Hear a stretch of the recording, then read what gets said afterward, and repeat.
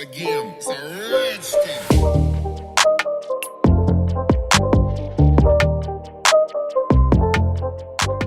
Bonjour à tous, je suis ravie de vous retrouver aujourd'hui pour cette nouvelle recette. Une recette très gourmande que j'avais envie de faire depuis très longtemps sur cette chaîne. Ce n'est autre qu'un beurre de cacahuètes et d'amandes maison. J'ai déjà une vidéo sur ma chaîne de customisation de beurre de cacahuètes au chocolat pour l'aromatiser, mais là c'est vraiment la recette du beurre de cacahuètes et d'amandes maison. Donc pour les ingrédients, on aura besoin tout simplement d'amandes et de cacahuètes. Voilà, je vous remettrai toutes les proportions en barre d'infos comme d'habitude. Donc on commence par décortiquer les cacahuètes si comme moi vous avez des cacahuètes entières, donc c'est-à-dire dans leur coque avec la petite peau autour, etc. Sinon vous pouvez très bien acheter des cacahuètes déjà décortiquées, je vous mettrai de toute façon en barre d'infos le poids des cacahuètes entières et une fois décortiquées le poids des cacahuètes nues sans leur coque. Donc si elles sont entières comme moi, il faut d'abord commencer par enlever donc la coque et la petite peau rougeâtre un peu marron qu'il y a autour et garder vraiment que la cacahuète blanche. Donc ça prend un petit peu de temps, je vous l'accorde, mais c'est pour la bonne cause.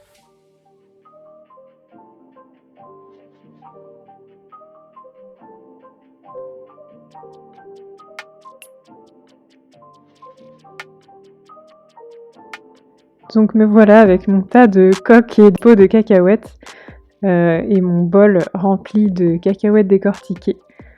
Voilà ce que ça donne une fois le travail terminé. Donc c'est un petit peu l'étape, une des étapes la plus longue, parce que vous allez voir qu'il y a une autre étape qui est assez longue aussi. Ensuite j'ajoute donc mes amandes aux cacahuètes et donc on a nos fruits à coque, nos oléagineux prêts à être mixés et à être réduits en purée.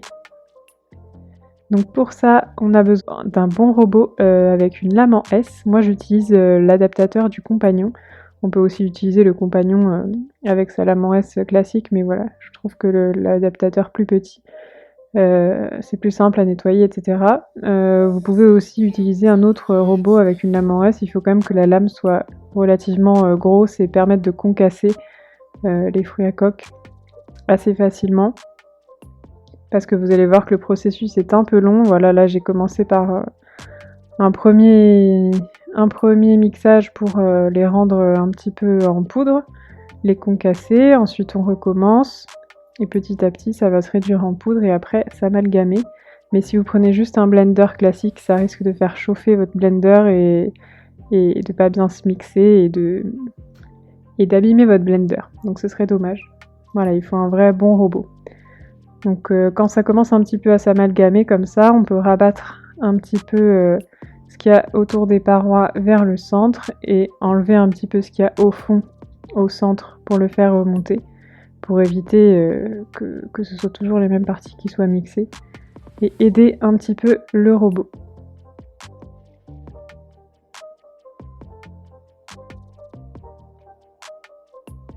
Et ensuite je vais recommencer inlassablement plusieurs sessions de mixage comme ça, donc avec une puissance relativement forte, pas au maximum non plus pour pas faire trop chauffer le robot toujours, mais voilà, quelques minutes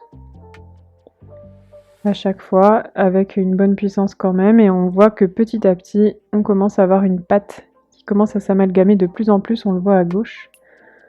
Voilà, là ça commence vraiment à devenir une purée d'oléagineux.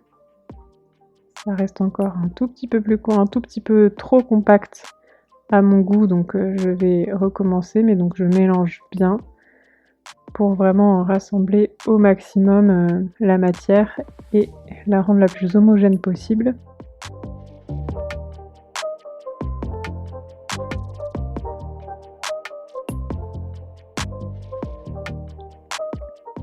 Et enfin, au dernier mixage, je vous laisse admirer le résultat.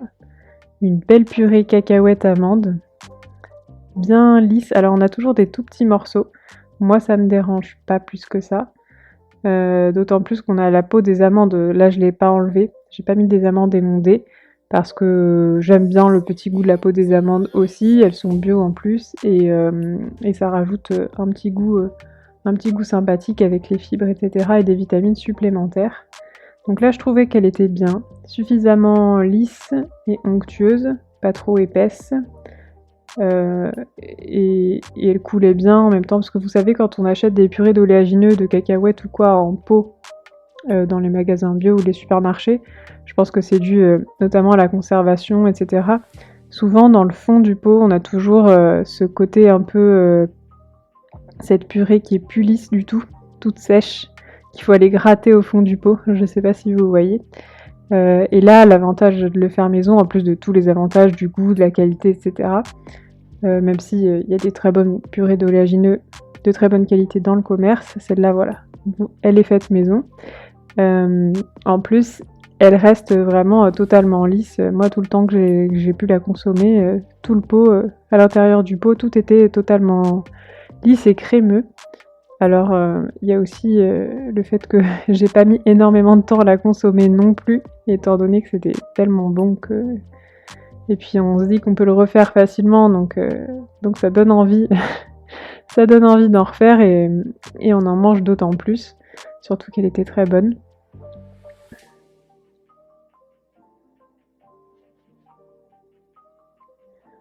Donc voilà, on obtient vraiment une belle purée d'oléagineux. Alors, plus économique que ce qu'on peut trouver dans le commerce, parce que forcément, il y a la main-d'œuvre en moins. Et en plus, meilleur, enfin selon mon goût. Après, vous pouvez faire 100% cacahuètes, 100% amandes mélangées avec de la purée de sésame, d'autres graines ou autres. Donc je l'ai mis dans un pot en verre de conservation. C'était un ancien pot de purée de cacahuètes. Vous avez vu que j'ai pu le remplir vraiment à ras-bord. Donc voilà, je trouve ça hyper satisfaisant de faire sa propre purée d'oléagineux, même si c'est un petit peu long. Et l'avantage, c'est qu'on a besoin que vraiment de très peu d'ingrédients.